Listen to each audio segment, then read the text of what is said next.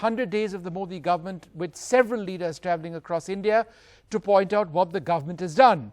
The Finance Minister Nirmala Sitharaman addressed a press conference at a time when GDP rates have dropped, unemployment is rising, with the Congress saying that India stared at the possibility of a recession.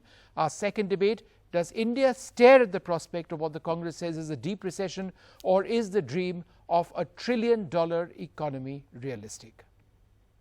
Automobile sector in particular and the components together have been affected by several things, inclusive of the mindset. Some studies do tell us the mindsets of the millennials who are now preferring not to commit an EMI towards buying an automobile, instead would prefer to have Ola and Uber and everything else, or take the metro.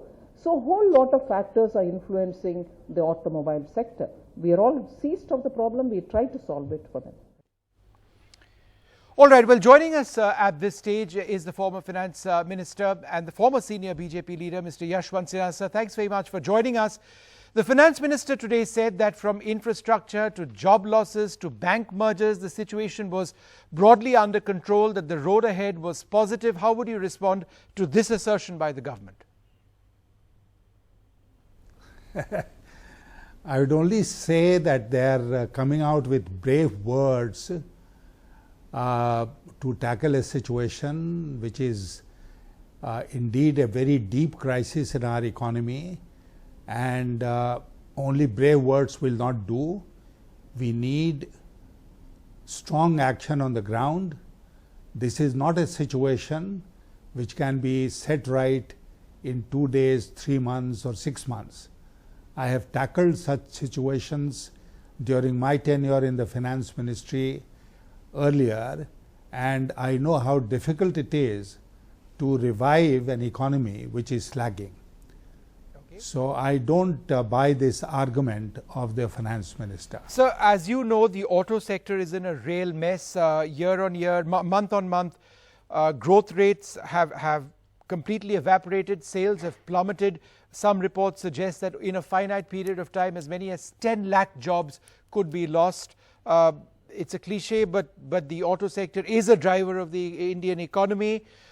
So when you have the Finance Minister make statements like millennials want Uber and Ola, and that's one of the reasons for the auto sector being in a slump, how would you react? Then Uber and Ola should be buying more cars. If the demand is going up, then whatever is getting lost as on the side of individual customers should be made up by Uber and Ola. I mean, you know, somebody like the Bihar Chief Finance Minister said it is because of Sawan Bhado that there is a slump in the economy, as if Sawan Bhado have come suddenly or don't come regularly. So they are coming out. I don't think anyone in this government has a clue with regard to what needs to be done in the economy, and therefore they are flailing their arms without any effective action on the ground. And so, sir, would you agree with what, say, Priyanka Gandhi today said when she said that we are staring at the possibility of a deep recession? Is that what we are now entering? Is it the right time to think of using the word recession to describe our economic state? No, it is not a recession, because there is a strict definition of recession, and an economy which is growing or has grown at 5% in the last quarter or first quarter of this year cannot be described as an economy which is in recession. The automobile sector is one of the sectors which is probably in recession, because demand has been collapsing there for months on end. But as far as the economy is concerned, it does not yet qualify for a recession. The strict definition of recession does not warrant this description of the economy. There is a clear slowdown, a very deep-rooted slowdown, and if it is not managed now, then we'll have a recession going forward. Sir, There have, of course, been several claims made by the Prime Minister. There have been announcements made by the Finance Minister as well. One of the claims made by the Prime Minister from the ramparts of the Red Fort was 100 lakh crores in infrastructure, and that would kickstart the economy. It would really sort of pave the way for something substantive in the future. The big question, where does the money come from? And do you believe the lack of clarity in this announcement leads to a scenario where there are promises but nobody really knows how they can be achieved? Exactly. So you can make very grand announcements without qualifying where the money is going to come from and in what period of time it's going to come from. So, you know, all these dreams of 5 trillion economy, I was asking people in my constituency whether they understood trillion. Nobody understood what a trillion means. And, you know, you talk about a 5 trillion economy, you talk about doubling farmers' income, you talk about 1 lakh crore being spent on infrastructure. All these are jumlas, right, which are meant to confuse the people. But let me tell you that I have my ear on the ground, and people are really suffering. Small businesses are suffering. Those who are employed in the small businesses have lost their jobs. There is a great deal of suffering in our economy today, and the rural area, the agricultural sector. You know, people have been talking of rural distress, of agricultural distress for years now. And 50% of our population lives in rural areas.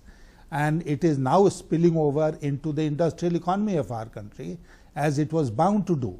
Yeah. The point, Vishnu, which I'd like to make is that this absence, complete absence of demand of all kinds in our economy has not come suddenly.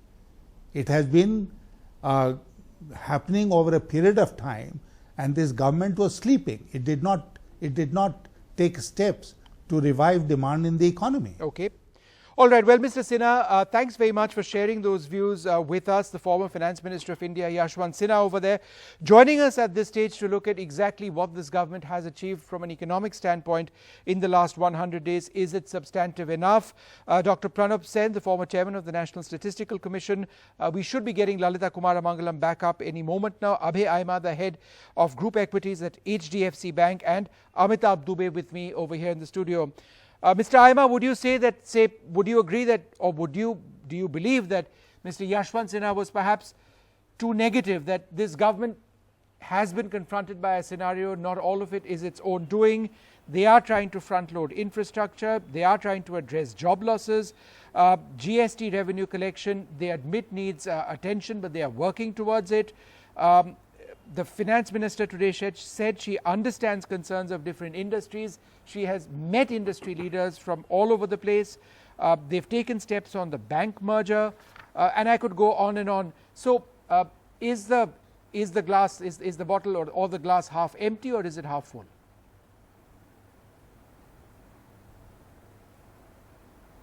See, I mean, there's not a one-line answer to this, unfortunately. But you have to understand that the slowdown started much before the elections. We had the GST, and there is empirical evidence in the election year and when there is GST. From 1 to 2 years, the growth does come down, besides the international factors and besides that. But what is important to understand here is that right now the slowdown that you see, if you were to look at it in percentages, I would say 30 to 40% is an actual slowdown. 60% or 50% or 70% of it is the sentiment which is bad, and sentiment plays an equally important part in any economy. However, if the sentiment continues for a prolonged period of time, then it actually results in a structural slowdown, and which can at a future date lead to a recession. But to say right now that we are, given that the world average growth is around 2.8 and we are growing at almost 100% more, 5%, relatively we are doing better. But what I would expect, or what I would go with Mr. Sinha, not exactly, but in terms of the government, or where it has, I think, faltered on the economic policies, is that on the political front, I think they have done a brilliant job in being decisive, no half measures, whether it was various measures like Article 370 and the way it was implemented, and I can talk of 5-6 things like that, but since this is not on politics. On the economic front, I find it I don't see the same decisiveness, full measures, statements again which are confusing. It started right from the budget. As far as the sentiment goes, it is not what is in the budget. The sentiment is governed by how you present it and how you deal with it. The high-handed approach of the finance minister after the budget. Then you had contradictory statements from the economic advisors saying that nothing is wrong. So the markets or the economy, as far as sentiment goes, doesn't like confusion, doesn't like uncertainty. That is what they have faltered at. I mean, you recently had someone saying that, look, GST will be looked at as far as automobiles go. I'm not even debating whether it is good or not. But if you make a statement like that and you're not going to either way implement it immediately, what will happen is, even in the month of September, someone who was planning to buy a car, with that statement coming in that GST might be reduced, he will hold on to his purchase. So you have a bad September. So I think the faltering is more on, the confusion or the planning part of it. Okay. The government seems to be very good at execution as far as the political front goes. Okay, sir. I wish and hope they had do the decisions same which thing were as far as stronger the and more economic direct front on the goes. economic front. Dr. Sen, the government says, among other points, that they're considering suggestions on the auto industry. This is not the end of it. A GST rate cut is one of the steps in various sectors, not necessarily all of them. They are working at labor reforms. They want development in Jammu and Kashmir. It's not directly related to this, but it's an area where they want to invest from an economic standpoint. There'll be a decision which will be favorable to home buyers soon as well. In this present scenario, is there anything more that Nirmala Sitharaman could realistically have announced? Because it's one thing to announce it, which she's done. It's one thing to expect results which will take some more time.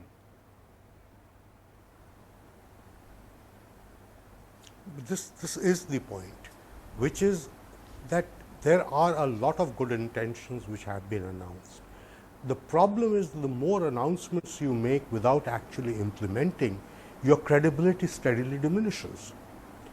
And this is the point that was being made about sentiment, which is announcements are effective up to a point, but not beyond. And we seem to be getting there. That a lot of the things that you talked about really involve serious budgetary implications. And the question that people are going to ask is, you can't do all of these. Will you please tell me which one you will do now? All right. Amitabh, the point which was mentioned earlier on, in fact, Mr. Yashwant Sinha said it, is that perhaps it would be inaccurate to say that we are heading into a recession.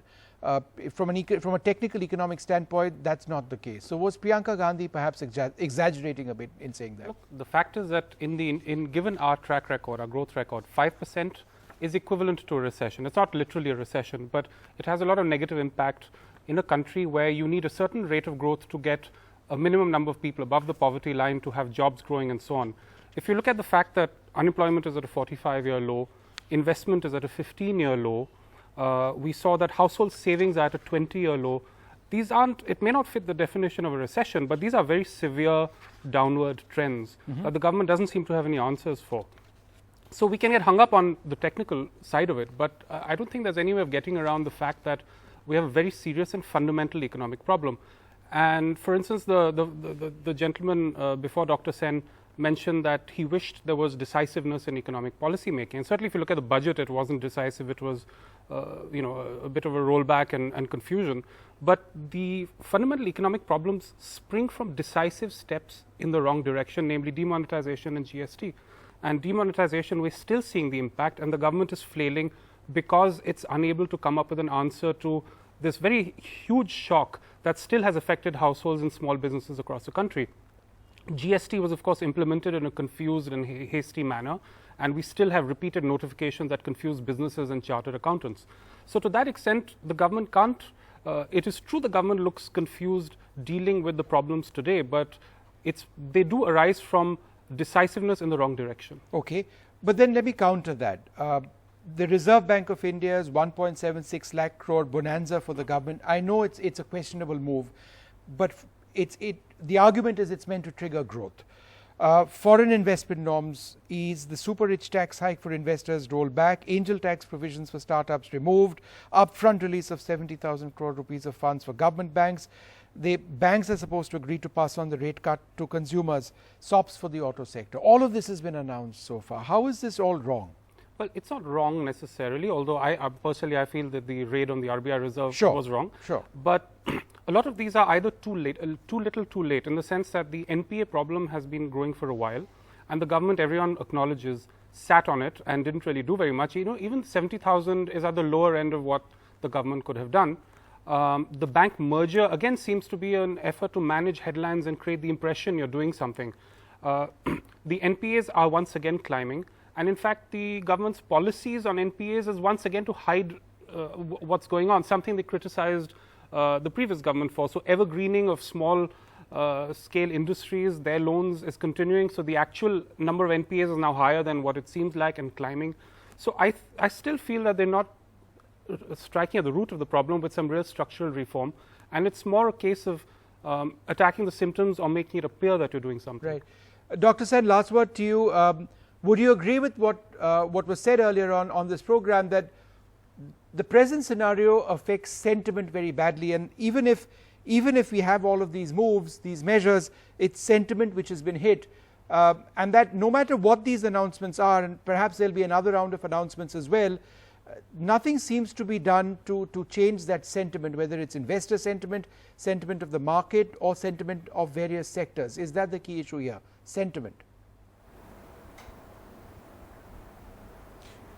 It is a fundamental issue, and you know, we know from experience, very long experience, that there is a certain amount of talking up you can do with sentiments. The problem, of course, is that a lot of talking up has already happened. The question is that after a point, people start asking, what have you done about your commitments? So if think about PM Kisan. PM Kisan was a major intervention. It seems to have dropped off the radar completely. And people are wondering, you know, what on earth happened? And all the things that we are promising now, people then start asking, will these actually happen? Or will they just simply quietly slip out of the discourse? All of that affects sentiment. So announcements are good, but follow-up and really persuading people that the follow-up is happening is even more important to change sentiments around. All right. Well, follow-up's important to take the process of economic growth ahead, but one way or the other, with GDP growth rates down substantially, employment staring us in the face, sentiment affected, the auto sector in a mess, agricultural growth down, it seems to be a fairly long haul at this stage. I'd like to thank all of you very much for joining us. Out of time on Left, Right and Centre. I'll be back tomorrow at 9 p.m. Till then, goodbye.